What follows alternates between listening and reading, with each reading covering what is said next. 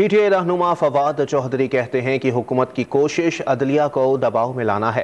Programme खबर से खबर में बात करते हुए उन्होंने वाजे किया कि सारे इदारे सुप्रीम कोर्ट के फैसले पर अमल दरामद के पाबंद हैं।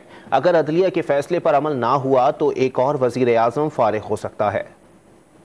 मुसलसल जो हुकूमत की कोशिश है वो अदलिया को दबाव में लाने की है, और ये जो बयान राना सनाउल्लाह साहब ने दिया है ये भी उसी एक कोशिश का हिस्सा है। तो जो भी फैसला सुप्रीम कोर्ट करेगी उसके ऊपर मनोआन अमल होना है।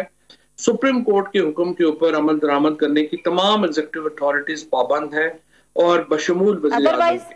और अगर अदरवाइज दो प्राइम मिनिस्टर जो हैं वो ये सुप्रीम कोर्ट ने घर भेजे हैं, तीसरा कल परसों चला जाएगा। हम ये कह रहे हैं कि जनाब देखिए, पाकिस्तान का आइन ये कहता है, अगर आप आइन के साथ जो आइन का मामला है उसके ऊपर आपकी क्या ओपिनियन है। हम आइन को बचाना चाहते हैं, पाकिस्तान के आइन को, क्योंकि अगर इलेक्शन नहीं 90 दिन में होते तो इसका मतलब है पाकिस्तान में आइन खत्म हो गया। तो इस पे आपकी क्या राय है, और इस राय पूछने के लिए उन्हें जो है वो परवेज इलाही साहब और शाह महमूद कुरैशी साहब जो है जाहिर है हम उनकी राय जानना चाह रहे हैं कि उनकी क्या राय है। आइन बचाने के लिए खड़े हो जाएंगे तो सदर साहब उन्हें कह देंगे एतमाद के वोट का, क्योंकि ये गवर्नमेंट तो 2 वोटों पे खड़ी है।